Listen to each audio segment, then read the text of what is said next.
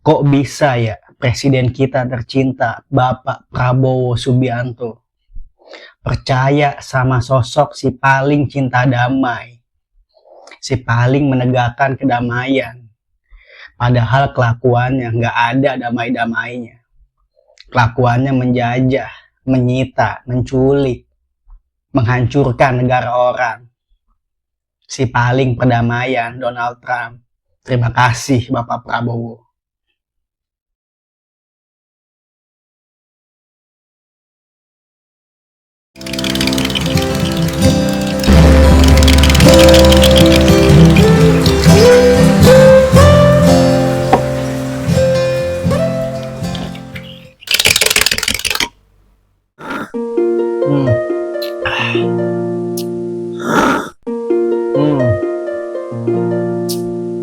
Guys, jujur gue masih nggak habis pikir ya.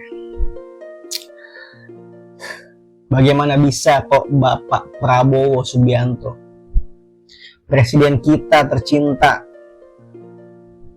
bisa begitu saja bergabung dengan BOP, Board of Peace, Dewan Perdamaian katanya, yang diusung oleh Donald Trump.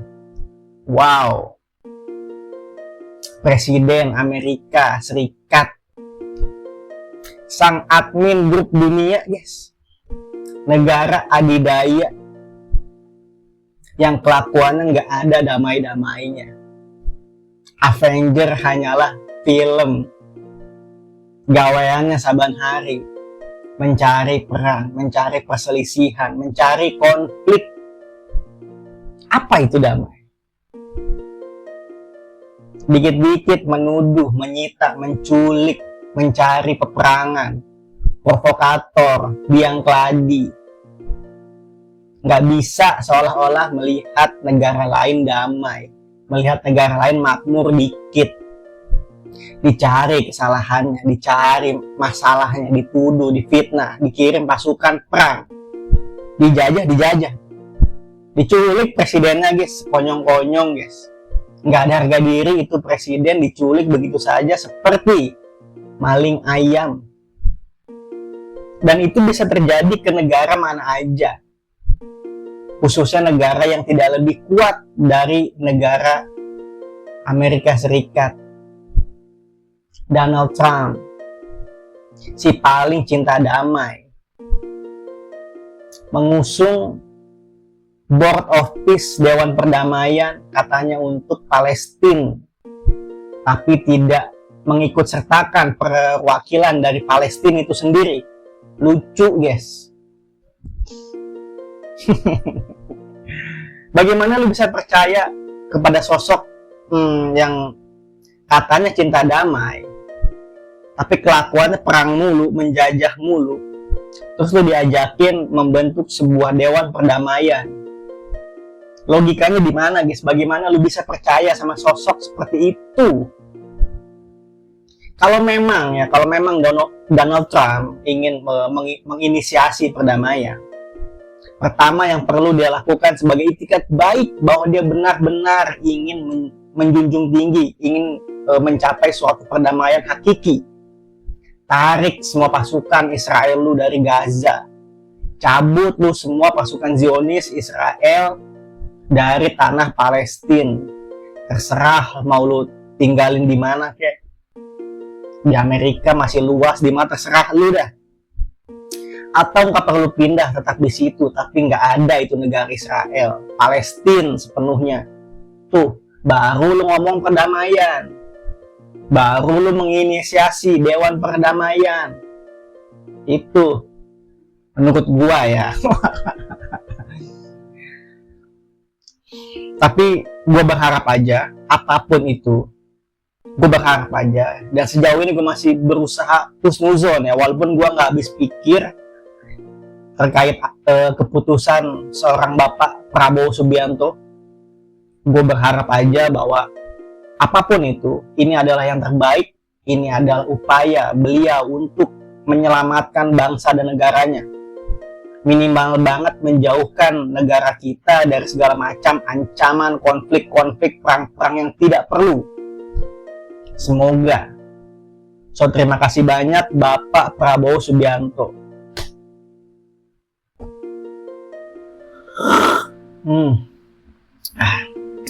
Tapi yang ingin gue bahas kali ini adalah lebih kepada bagaimana konflik Iran melawan Amerika Serikat itu sendiri ya. Bagaimana pandangan gue terkait berjalannya peperangan dan kira-kira akan seperti apa efek dominonya setelah peperangan ini, siapapun yang menang. Kita kesampingan dulu presiden kita tercinta Bapak Prabowo Subianto. Sekali lagi kita berharap aja apapun itu, strategi politik apakah, jalan politik apakah, siasat apakah yang dipikirkan, yang diambil oleh Bapak Prabowo Subianto, kita berharap aja itu yang terbaik untuk kita, minimal untuk bangsa dan negara Indonesia. Oke, kita mulai. Iran pasti akan melawan. Iran pasti akan melawan kezoliman, guys, bernama Amerika Serikat. Udah pasti. Seperti yang gue bilang di video sebelumnya, Iran punya histori panjang terkait peperangan, terkait perjuangan. Bangsa Persia, bos. Ini bukan bangsa yang lemah, bukan bangsa yang kaget diserang orang, bukan. Tapi apakah Iran sendiri cukup? Apakah Iran sendiri mampu melawan, mengalahkan bahkan Amerika Serikat dengan kekuatannya? Gue nggak begitu yakin, guys. Menurut gue pribadi, Iran boleh saja pasti akan melawan. Paling mentok memberikan sedikit perlawanan, sedikit memojokkan, membuat Amerika sedikit kewalahan. Sedikit. Tapi kalau sampai mengalahkan, meluluh lantakan, sampai memukul mundur Israel dari tanah Palestina, menurut gue ini terlalu muluk-muluk. Menurut gue ini nggak sampai situ. Walaupun bukan rahasia umum ya, di balik Iran ada beberapa pihak blok timur tentunya. Iran tidak berperang sendirian. Ada Cina yang mensuplai persenjataan sepertinya. Ada Rusia yang membantu intelijen sepertinya. Dan Kim Jong-un ya, Korea Utara sudah terang-terangan pasang badan akan membantu Iran jika diminta, dan bukan perkara sulit gitu untuk menghapuskan nama Israel. Itu Iran, kita ke Amerika. Seperti yang gue bilang di video sebelumnya, Amerika sejauh ini masih pakai basic attack, guys. Skill 1, skill 2 rasanya belum dipakai, apalagi ultimate. Masih serangan-serangan pembuka, masih serangan-serangan basa-basi, guys. Cek ombak dulu ibaratnya gitu. Tapi bagaimana, guys? Kita mengira-ngira efek domino. Bagaimana secara ajaib Amerika dan Israel kalah? Pasti, guys, NATO akan bergerak juga, guys. Sehingga hampir tidak mungkin mereka kalah begitu saja. NATO dan para circle-nya itu akan bergerak, hancur Iran, guys. Tapi di kubu Iran juga tidak semudah itu bisa dihancurkan, tidak semudah itu bisa dikalahkan, guys. Secara geografis sebenarnya Iran cukup diuntungkan. Amerika sulit menyerang Iran dari darat. Sulit. Dari laut pun masih sulit. Yang paling make sense adalah ya serangan dari udara. Udah, hanya jalur itu yang paling potensial buat Amerika ngalahin Iran. Seperti itu. Lalu bagaimana dengan Iran? Katakanlah peperangan ternyata bernafas panjang, peperangan berlangsung lama, bahkan amit-amit ya, skenario terburuk katakanlah Iran sampai kalah, hancur lebur, bumi hangus. Kita mengira-ngira efek domino, guys. Seperti apa efek dominonya?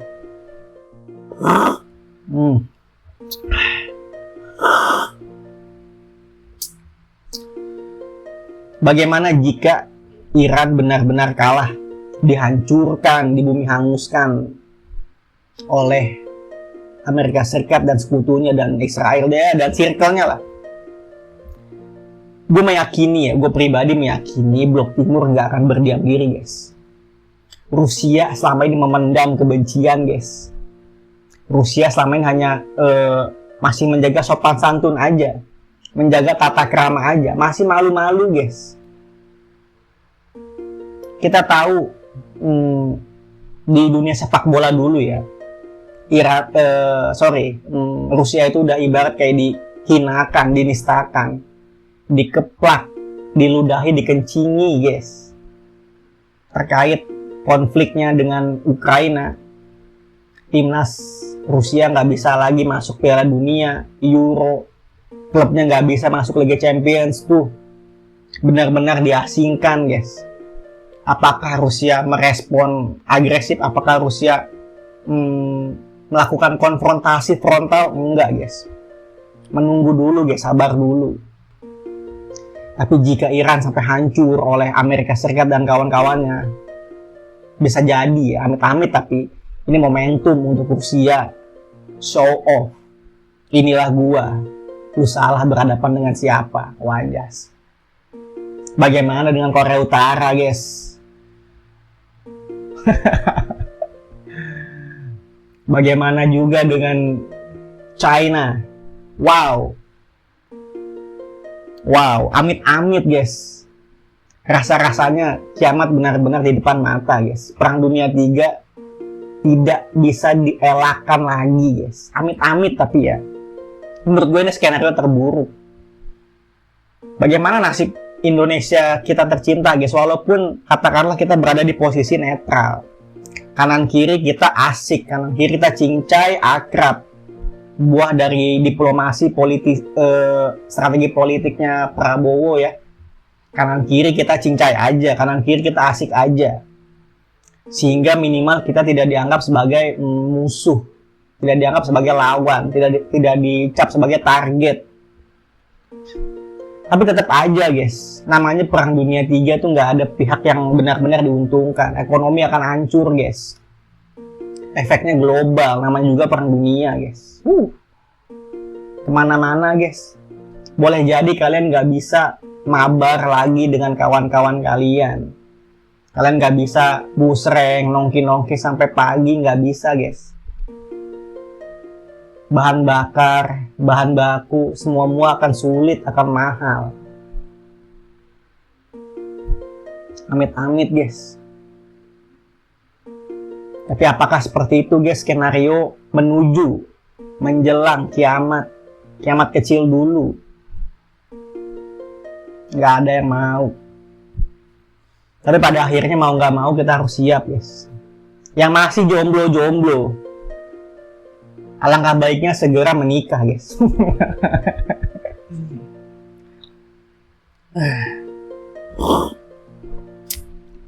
Tapi mari kita berharap aja yang terbaik ya. Semoga nggak sampai ke Perang Dunia Ketiga. Semoga semuanya berakhir tidak seburuk itu. Terkait konflik Israel dan Palestina itu mah sampai kiamat juga kayaknya nggak beres-beres, guys. Sudah ditakdirkan gitu. Tapi minimal konflik dengan Irannya ini gue berharap cepat selesai aja gitu loh. Kalau boleh berharap berakhir damai gitu, alhamdulillah. Apapun itu semoga cepat berakhir. Jangan sampai amit-amit sampai ke Perang Dunia Ketiga, guys. Amit-amit, guys. Ngeri, guys. Oke lah. Sekian video gue kali ini terkait bagaimana keresahan gue terhadap keputusan Bapak Prabowo Subianto, presiden kita tercinta, yang memutuskan, seolah-olah memutuskan secara sepihak bergabung dengan BOP, Board of Peace, yang diusung oleh Bapak yang terhormat Bapak Donald Trump, si paling cinta damai. Dan bagaimana pandangan gue terhadap konflik Iran melawan Amerika Serikat dan kemungkinan terburuk efek domino setelahnya. Hope you enjoy and see you in my next video. Sehat dan sukses selalu. Ngops lah. Assalamualaikum warahmatullahi wabarakatuh. Bye.